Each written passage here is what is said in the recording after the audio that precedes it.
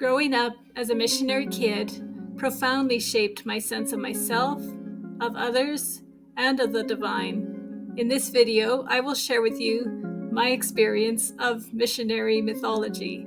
So let's begin. Hi, my name is Erica. This is me as a baby. As a child of missionary parents, I grew up in Nepal, a small mountainous country situated between Tibet and India. From my earliest years, I enjoyed the enormous privilege of being a global traveler, traversing oceans, continents, countries, and time zones by all means of transportation. As a young child, I was literally carried and cared for by local people who took jobs with missionary families. We lived in the foothills of the Himalaya mountains. Though the religious culture around us was predominantly Hindu and Buddhist, our family, like most missionaries, lived primarily within a Christian bubble. On family holidays, we were able to enjoy the legacy of the British Raj in India, vacationing at a grand seaside railway hotel. As a preschooler, I benefited enormously from my mom's care, love, attention, and experience as an early childhood educator. Christian content through songs, plays, and art projects was integrated in every aspect of our daily life. The God I was raised with was consistently described in masculine terms as King, Lord, and Father. Portrayed as an old, white man, this God was stern, humorless, solitary, and implicitly asexual. Our Heavenly Father looked down upon his subjects from on high. He was always referred to with a capital H and almost never described in feminine terms. And yes, I know about the chicken.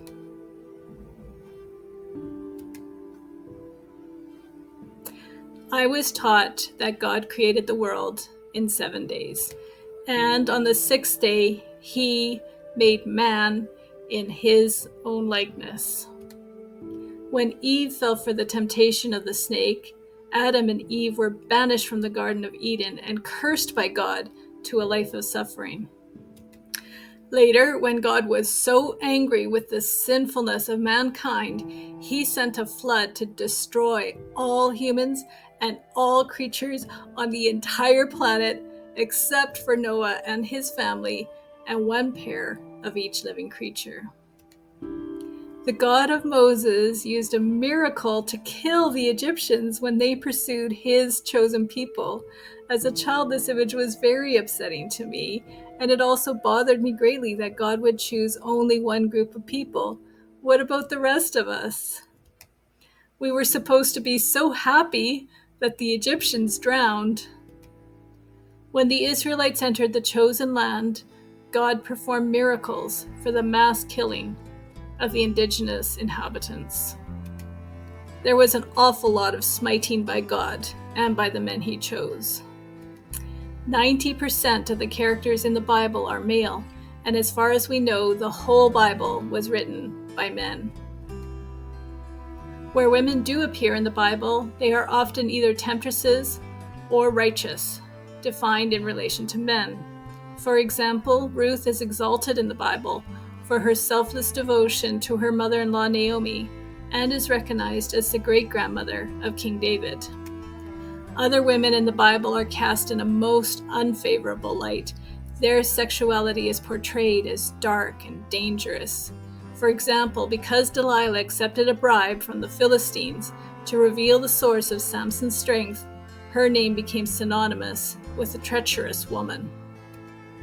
Meanwhile, rageful, violent men like Samson, her lover, who massacred hundreds, were called blessed and chosen by God. Jezebel, a Phoenician princess married to the Prince of Israel, infamously worshipped the pagan gods and incurred the wrath of the prophet. She eventually met a horrifying death, and her name became used to describe cunning, ruthless, and reprehensible women. chapter. As a young child, I was internalizing all these messages about God and gender. Bible stories were also taught to local children. I remember the flannel board presentation to local children at the home of an enthusiastic missionary lady. I wonder what the Nepali children made of her language-limited delivery of these stories. Recently, I heard biblical scholar Dr. Christine Hayes assert that the Bible is R-rated and as such is not suitable for children, even children's versions. From the mythology of the Bible, I learned nothing of the culture or stories of my own Scandinavian ancestry. Nor did I learn any of the rich mythologies of the Himalayan lands we were living in, or the mythologies of the indigenous peoples of Turtle Island, where I was born, and the land to which we would eventually return to live. Thankfully, in addition to Bible stories, I was given fairy stories, which came largely from England and reflect the pre-Christian mythologies of old Europe. I loved learning. And this was the school that we attended, and we called it Tansen Heights Private International Academy. Though I had wonderful teachers who gave me individualized attention and nurtured my gifts, by second grade, I had already internalized the injunction to not feel proud. In the small MK tutorial group that was our school, we followed the curricula of our home countries. There was no incorporation of the language, history, or culture of Nepal. Out-of-school play was almost exclusively with other MKs. It was rare to socialize with local children. Though we lived in a Nepali culture, we functioned almost completely in English.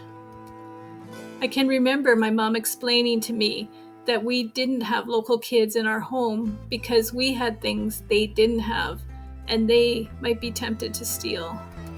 My best friend from these years was Adele, who was an MK from England. Together we enjoyed private ballet classes, had sleepovers, and attended school. When it came time for my family to return to Canada on furlough, our paths diverged. Although Adele and I continued to stay in touch, for many years, we would never live in the same place again. This friendship was one of the many ungrieved losses I experienced in my life as an MK.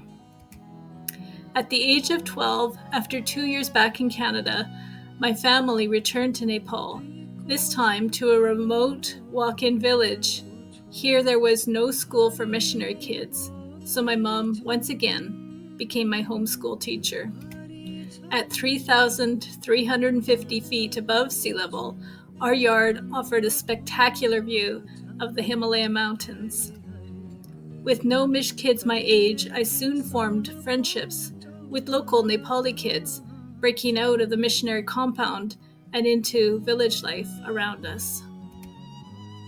My best friend Milan, far left, warmly welcomed me into her world, and it is because of her that I learned to speak Nepali at this time.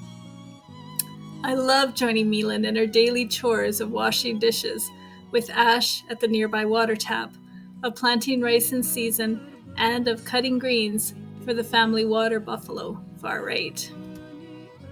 Many years later, in a social work paper, I wrote of this time. On the one hand, I was a Nepali village kid who had ideals of living in a mud hut with a thatched roof, working in the community as a public nurse. On the other hand, I could never fully denounce my Canadian identity and the implicit privileges and opportunities that went with it. While single missionary men were few, there were many single missionary women who had a profound influence on my sense of possibility for myself. Dr. Helen Houston, an internationally famous missionary who has been called Canada's Mother Teresa, was a family friend and neighbor. I remember feeling so special and so seen when she took me for a walk just by myself and let me pour out my heart to her about all I was thinking and feeling. The remote walk-in hospital, which Dr. Houston initially founded as a small dispensary, had become a major health facility, serving thousands of people from up to 2 days' walk away. Medical professionals from all over the world were drawn to be a part of this special little hospital above the clouds. No doubt countless lives were saved here by the miracles of modern medicine. The daughter of a preacher, Dr. Houston lived to serve and love those most marginalized, and yet I remember hearing her discuss her ground-shaking decision to leave her lifelong sponsoring denomination because it had taken steps to include gay and lesbian people, which Auntie Helen was adamant was unbiblical. The missionary rhetoric was that Nepal had no healthcare system, a statement that totally dismissed the millennia-old healing traditions such as Ayurveda and shamanic practices that focus on the connections between mind, body, and spirit. Nepal is home to one of the richest shamanic cultures in the world, but missionaries always referred to traditional healers in pejorative, colonial terms. Underpinning the entire missionary enterprise was a deep conviction of the superiority of all forms of Western knowledge systems: agricultural, educational, political, economic, and of course, religious. So this missionary lady in her stiff hat and stiff clothes and accordion looks quite out of place with the local people. In missionary mythology, which goes back thousands of years, those who went into all the world to preach the gospel were heroes, saints, and sometimes martyrs.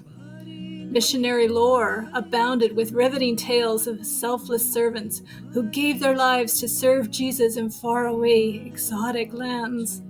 In these stories, missionaries were always painted as unquestionably good and noble, while the natives, cringe, were often shown as inferior and grateful. Having seen the impact of competing missionary organizations in India, Nepal had kept its doors closed to Protestant missionary activities well into the 1950s. Unlike India, Nepal was never colonized, referred to as the Forbidden Kingdom. Even when missionaries were finally allowed in the country, it was with very tight rules. There was to be no proselytization or religious conversion. Hinduism was referred to by missionaries as a dark religion, while Christians were bringing the light. Local spiritual practices were seen as of the devil, so little value was placed on studying them. The mission, was to make everyone Christians, so why waste time learning the inferior ways that would soon pass away? In recent years, white saviorism has been coined to refer to a mentality that the westernized lifestyle is the civilized and advanced way of life that casts BIPOC people as inferior and in need of rescuing. Storytelling that exoticizes the community they are working in, such as talking about how poor but happy the people are, furthers the narrative that the people in these communities are ill-equipped to battle their own issues without the help of white saviors. As a 13-year-old, I was enormously influenced by all of this missionary mythology of dramatic conversions and communities improved because of missionary presence, so it's easy to see how I wanted to be a missionary myself. I was just beginning to solidify my missionary in the making identity when my family was transferred to the capital city. I didn't want to leave the friendships I had grown so close to, nor the cultural immersion experience I was loving so much. But I had no say in the matter and prepared to go. For my grade 8 year, I had to make the dramatic transition from Nepali village life to urban expat culture in Kathmandu. At the elite American embassy school, I was challenged to fit into a totally new social environment and educational system. Here, American history was taught, but not the history of South Asia, and French was taught as an additional language, but not Nepali or Sanskrit.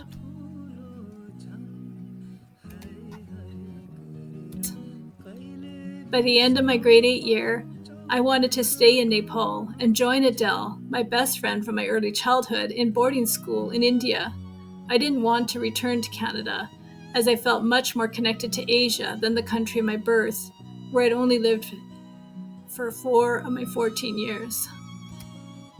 But my mom felt strongly that we should develop a Canadian identity before we went to college, and so it was decided that upon the completion of our third term, my family would not return to Nepal.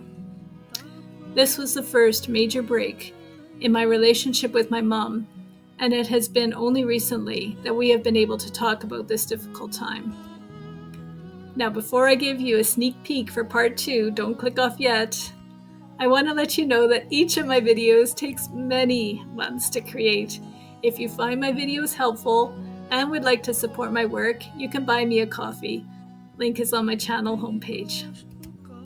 Some of the upcoming videos that I'm currently working on include yoga and the goddess of the dawn, the goddess of the night, the Ramayan, the golden womb and the world serpent, the Indus Valley civilization, and the prehistory of South Asia. I want to thank the artists who have generously given permission for their work to appear in this video. I want to thank my wonderful video editor, Agaman Pahari, Mero Pyaro Sati Milan Kutsora. Tra Christopher Hele Mero Dhanyavad Tha Usko Geet Himal Tuli Kolegi. Now, as promised, coming soon, part 2. Teen conflicts with sexuality and spirituality. Becoming a missionary myself, and then losing my religion. So why do I make these videos? Primarily, it's for me to be able to tell my own story out loud. It's also for me to be able to have a dialogue with you, dear viewer. Mere dostos bharat mein aapka swagat hai. If you would like to hear a goddess creation story from the Hindu tradition, you can watch my videos, Yoga, the Rooster and the Goddess, or Yoga and the Goddess of Creation. Thank you so much for watching. Your support means so much to me. Namaste.